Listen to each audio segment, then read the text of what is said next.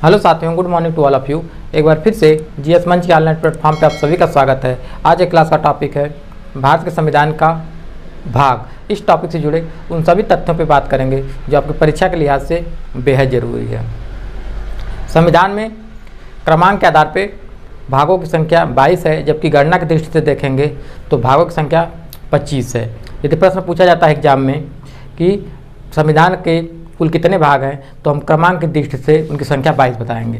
तो क्रमांक की दृष्टि से भागों की संख्या 22 है, जबकि गणना की दृष्टि से इनकी संख्या 25 है। लेकिन यदि प्रश्न पूछा जाता है तो क्रमांक की दृष्टि से उसकी संख्या 22 बताएंगे। अब एक एक भाग हम विस्तार से देखेंगे। तो पहले भाग में संघ और उसके राज्य क्षेत्र की बात का उल्लेख है। जो संविधान का पहला भाग है उसमें संघ और उसका राज्य क्षेत्र का उल्लेख है। हम देखेंगे कि अनुसूची 1, अनुच्छेद 1 और भाग 1, इन तीनों में संघ और उसके राज्य क्षेत्र का उल्लेख है। और इसके तहत वर्तमान में 28 राज्य और 8 केंद्र शासित प्रदेश हैं। यदि भारत में किसी बाहरी राज्य को मिलाना हो या भारत के अंदर किसी प्रकार का संशोधन करना हो, नए राज्य का निर्माण करना हो, नाम किसी राज्य के नाम में परिवर्तन करना हो, तो इन सब के प्रक्रिया का उल्लेख भाग 1 में वर्णित है, जिसका अनुच्छेद 1 से लेकर 4 तक है। अब भाग 2 पे आते हैं। तो भाग 2 में नागरिकता का उल्लेख है, जिसका आर्टिकल 5 से लेकर 11 तक है। जिसको आप ध्यान देंगे, 5 से 11 आर्टिकल जो है नागरिकता के बारे में बताता है। क्या हम ऐसा करेंगे कि भारत की नागरिकता हमें प्राप्त होगी, और ऐसा क्या कर देंगे कि भारत की नागरिकता हमसे छीन ली जाएगी, इसका उल्लेख भाग 2 में है। भाग 3 में मौलिक अधिकार या मूल अधिकार का उल्लेख है, जिसका आर्टिकल 12 से लेकर 35 तक है। 6 प्रकार के मूल अधिकार हैं। पहला समानता का अधिकार, दूसरा स्वतंत्रता का अधिकार, तीसरा शोषण के विरुद्ध अधिकार, चौथा धर्म की स्वतंत्रता का अधिकार, पांचवा संस्कृति एवं शिक्षा का अधिकार, और छठवां और अंतिम है संवैधानिक उपचारों का अधिकार। संवैधानिक उपचारों का अधिकार। संविधान में कुल 6 तरह के मौलिक अधिकार बताए गए हैं। अब भाग 4 पे आते हैं। तो भाग 4 नीति निर्देशक तत्व की बात करता है, और नीति निर्देशक तत्व का उल्लेख 36 अनुच्छेद से लेकर 51 अनुच्छेद तक है। और नीति निर्देशक तत्व में राज्य के उत्तरदायित्व को बताया गया है। इसमें क्या है? राज्य का उत्तरदायित्व। राज्य का उत्तरदायित्व का जो उल्लेख है भाग 4 में है, जिसके तहत जो आर्टिकल हैं 36 से लेकर 51 तक हैं। अब आते हैं 4 क में। इसको हम एक साथ पढ़ेंगे, 1 से लेकर 4 तक, 4 क तक एक साथ पढ़ेंगे। 4 क में मौलिक कर्तव्य है। इसे संविधान में बाद में जोड़ा गया है। तो सरदार स्वर्ण सिंह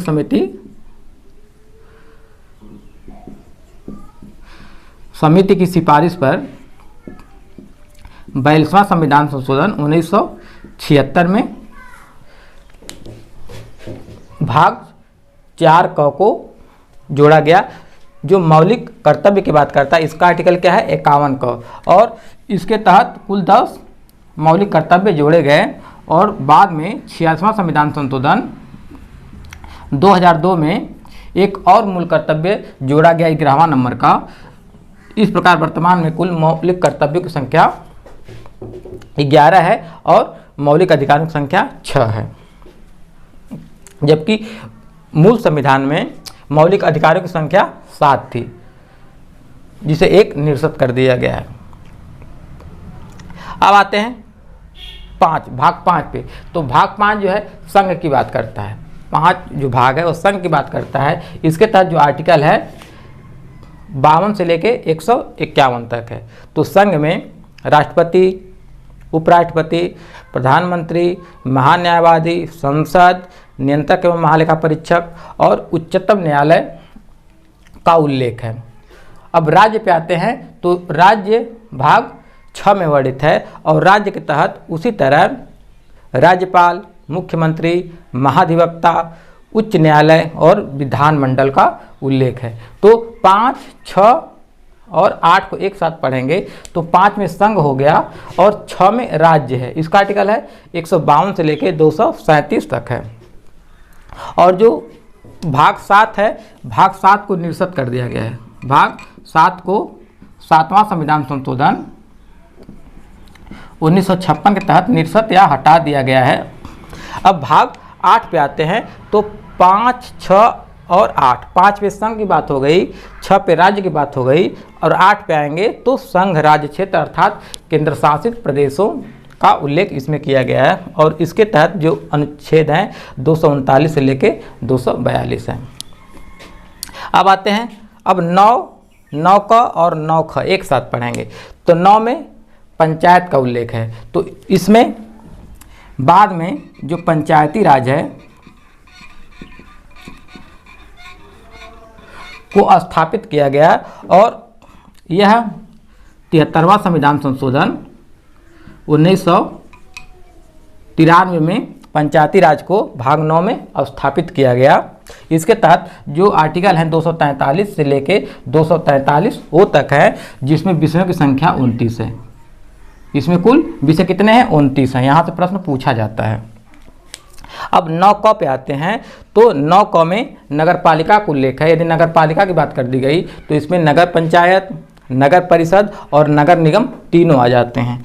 तो नगर पालिका को 74वां संविधान संशोधन 1993 में जोड़ा गया और इसमें विषयों की संख्या 18 है। यहाँ भी ध्यान देंगे, नगर पालिका के तहत विषयों की संख्या 18 है और पंचायत के तहत विषयों की संख्या कितनी है? 29 है। और नगर पालिका वाला जो आर्टिकल है 243 पी से लेके 243 जेड जी तक है। अब 9 ख में आते हैं तो इसमें सहकारी समिति का उल्लेख है और यह 97वां संविधान संशोधन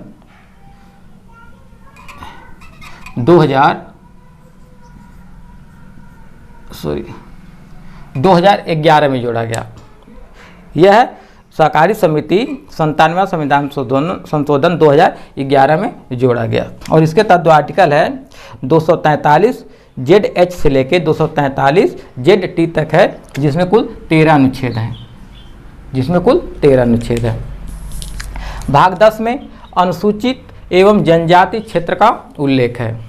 भारत में जहाँ जहाँ पे अनुसूचित जनजाति क्षेत्र हैं उनके प्रशासन और नियंत्रण का उल्लेख अनुसूची 10 में वर्णित है। इसी के अंदर यदि अनुसूची हम 5 पे जाते हैं और 6 पे जाते हैं तो 5 और 6 दोनों पे अनुसूचित क्षेत्र का नियंत्रण और प्रशासन कैसे होगा इसका उल्लेख अनुच्छेद भाग 10 में किया गया है। और यहाँ पे नोट के रूप में आप ध्यान देंगे कि जो अनुसूचित जनजाति क्षेत्र का जो निर्धारण होता है तो निर्धारण राष्ट्रपति करता है। किसी भी क्षेत्र को अनुसूचित जनजाति क्षेत्र राष्ट्रपति ही घोषित कर सकता है। इसका आर्टिकल जो है 244 और 244 का है। अब 11 भाग में संघ और राज्य के बीच संबंध है। 245 अनुच्छेद से लेकर 263 अनुच्छेद तक है। इसमें संघ और राज्य के बीच कैसे संबंध होने चाहिए उस संबंध को दर्शाता है। भाग 12 वित्त, इसको ऐसे याद करेंगे, याद रहेगा। तो वित्त, संपत्ति, संविदाएं एवं वाद का उल्लेख भाग 12 में है 264 से लेके 300 क अनुच्छेद तक। इसमें देखेंगे कि संचित निधि, आकस्मिक निधि, वित्त आयोग का उल्लेख, इन तीनों का उल्लेख भाग 12 में है। तो संचित निधि अनुच्छेद 266 के तहत, आकस्मिक निधि अनुच्छेद 267 के तहत और वित्त आयोग अनुच्छेद 280 के तहत वर्णित है। और इसी में जो 300 का है तो जो हमें संपत्ति का अधिकार पहले मूल अधिकार था अनुच्छेद आर्टिकल 31 के तहत संपत्ति का अधिकार मूल अधिकार था, यहाँ से इसको समाप्त करके 300 क के तहत यह 300 क जो है यह 44वां संविधान संशोधन 44वां संविधान संशोधन 1978 में इसे मूल अधिकार को समाप्त करके इसे 300 क के तहत विधिक अधिकार के रूप में स्थापित किया गया। अब भाग 14 पे आते हैं। भाग 14 पे तो भाग 14 जो है संघ और राज्य के अधीन सेवाओं की बात करता है। भाग 14 जो है इसमें संघ और राज्य के अधीन सेवाएं, जिसमें देखेंगे अखिल भारतीय सेवा, अखिल भारतीय सेवा 3 है। अखिल भारतीय सेवाओं की संख्या 3 है, जिसमें IAS,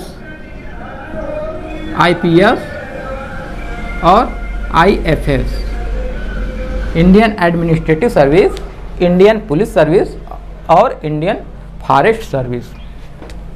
यह आर्टिकल 312 के तहत वर्णित है। अखिल भारतीय सेवाओं का उल्लेख अनुच्छेद 312 में है। जबकि देखेंगे आर्टिकल 315 में तो संघ और राज्य लोक सेवा आयोग का उल्लेख आर्टिकल 315 में है।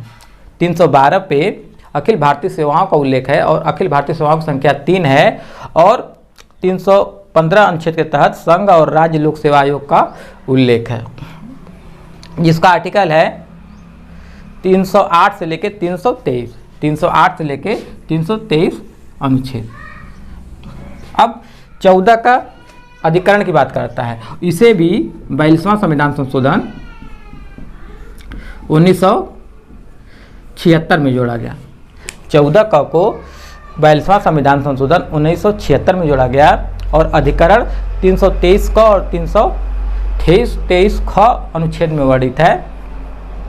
और जो 14 में संघ और राज्य के अधीन सेवाएं थी तो उनके पदों की बात, उनके नियुक्ति की प्रक्रिया भाग 14 क में वर्णित है। 15 में निर्वाचन का उल्लेख 324 से लेके 329 क तक है। तो जो भी संवैधानिक पद हैं उनके निर्वाचन की प्रक्रिया भाग 15 पे है। जो भी संवैधानिक पद हैं उनके निर्वाचन की प्रक्रिया जो है भाग 15 में है। और यहाँ पे ध्यान देंगे आर्टिकल 326 के तहत वयस्क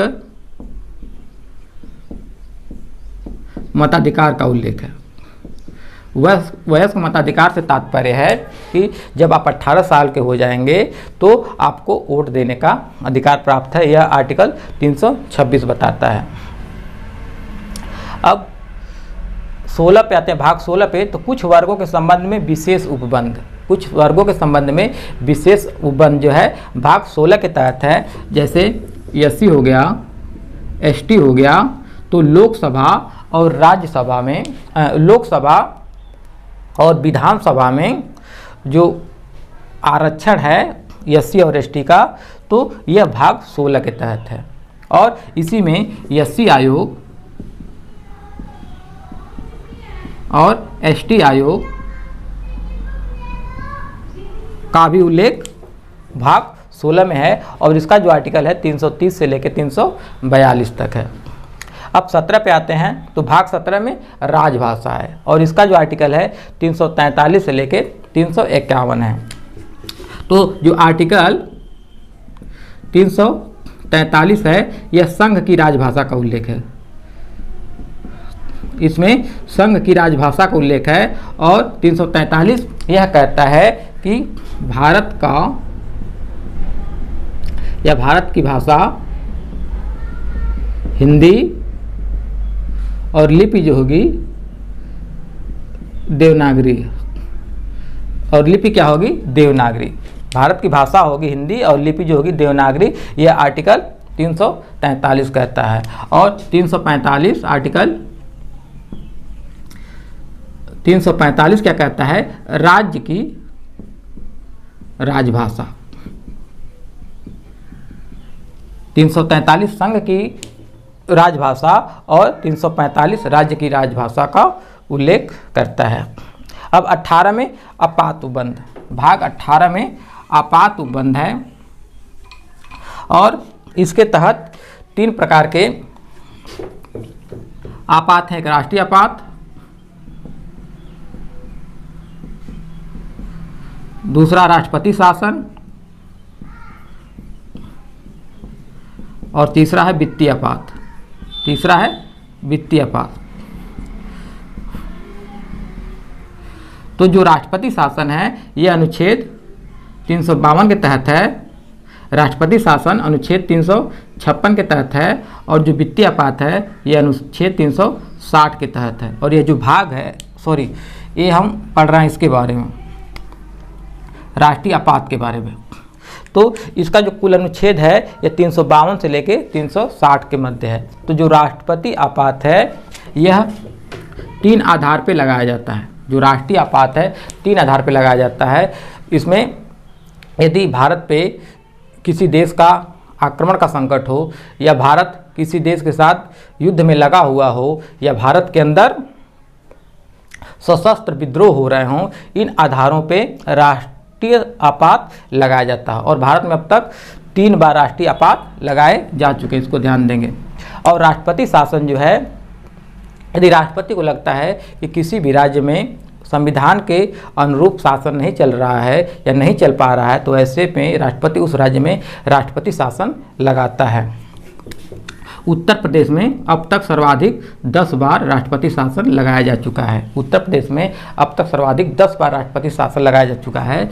तब जबकि यदि लंबे समय की बात करेंगे तो सबसे लंबे अवधि तक लगभग 2000 दिनों तक राष्ट्रपति शासन पंजाब में लगाया गया था। अब आते हैं तीसरे नंबर वित्तीय आपात पे। तो वित्तीय आपात 360 आर्टिकल के तहत है और भारत में यदि राष्ट्रपति को लगे कि वित्तीय संकट आ गया है, वित्तीय संकट उत्पन्न होने वाला है, तो ऐसे में राष्ट्रपति वित्तीय आपात लगाता है। और भारत में अब तक एक बार भी वित्तीय आपात नहीं लगाया गया है, इसको आप ध्यान देंगे। भारत में एक बार वित्तीय आपात नहीं लगाया गया है, जबकि राष्ट्रीय आपात भारत में 3 बार लगाया जा चुका है। अब आते हैं संविधान संशोधन। तो 368 के तहत 18 जो भाग है यह संविधान संशोधन की बात करता है और इसके तहत मात्र एक अनुच्छेद है 368। तो संविधान में 3 तरह के संशोधन के तरीके हैं। संविधान में कुल 3 तरीके के संशोधन बताए गए हैं। पहला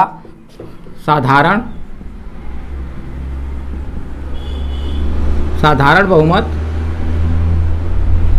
दूसरा विशेष बहुमत और तीसरा है विशेष बहुमत प्लस 1/2 राज्यों का अनुमोदन। अनुमोदन, सहमति या समर्थन, लेकिन यहाँ पे ध्यान देंगे अनुमति शब्द नहीं होगा, क्योंकि जो राज्य हैं संसद से नीचे हैं तो अनुमति नहीं कहा जाएगा। यहाँ पे अनुमोदन, समर्थन या सहमति की बात कही गई है। तो साधारण बहुमत क्या आता है, हम देखें कि संविधान में 3 तरह के संशोधन किए जाते हैं। एक साधारण बहुमत, दूसरा विशेष बहुमत और तीसरा जो है विशेष बहुमत प्लस 1/2 राज्यों का अनुमोदन। साधारण बहुमत क्या होता है कि संसद के दोनों सदनों में उपस्थित तथा मतदान करने वाले सदस्यों का बहुमत, अर्थात आधे से अधिक सदस्य जब बहुमत से वोटिंग कर देते हैं तो उसे साधारण बहुमत कहा जाता है। और विशेष बहुमत क्या है, दोनों सदनों में उपस्थित तथा मतदान करने वाले सदस्यों का 2/3 बहुमत, ये दोनों सदनों की बात कर रहा है, इसे विशेष बहुमत कहते हैं। और तीसरा जो है विशेष बहुमत प्लस 1/2 राज्यों का अनुमोदन। 1/2 राज्यों से अर्थ है कि कुल 28 राज्य भारत में हैं और 2 केंद्र शासित राज्य हैं जहाँ पर विधानमंडल है। तो इस प्रकार 30 राज्य हो गए और 30 राज्यों में आधा अर्थात 15 राज्यों का अनुमोदन या सहमति या अनुमति प्राप्त होना चाहिए, तभी संविधान में संशोधन किया जा सकता है। तो यहाँ पे आप ध्यान देंगे कि संविधान में 3 तरह के संशोधन के तरीके बताए गए हैं, जबकि 368 के तहत आर्टिकल 368 के तहत आर्टिकल 368 के तहत संशोधन के 2 तरीके हैं। और 2 तरीके कौन कौन से हैं? विशेष बहुमत और विशेष बहुमत प्लस 1/2 राज्यों का अनुमोदन। इसमें 368 के तहत जो साधारण बहुमत है, यह तरीका संशोधन का नहीं है, तो यहाँ पे आप ध्यान देंगे। अब अंतिम आते हैं 22 भाग में, तो यह संविधान के संक्षिप्त नाम की बात करता है। जो 22 भाग है यह संविधान के संक्षिप्त नाम की बात करता है, और जिसका आर्टिकल है 393 से लेकर 395। तो प्रश्न पूछा जाता है कि किस आर्टिकल में संविधान के संक्षिप्त नाम का उल्लेख है, तो आर्टिकल 393 में संविधान का संक्षिप्त नाम भारत का संविधान है। तो भारत का संविधान जो संक्षिप्त नाम है, आर्टिकल किस में है, तो 393 में है। यह आप ध्यान देंगे। उम्मीद करते हैं इस प्रकार से यदि आप पढ़ते हैं तो आपके दिमाग में अच्छी तरह से बैठ जाएगा, और 1 से 2 बार यदि वीडियो आप देखते हैं तो क्लास में आपको याद हो जाएगा। Thanks to all of you.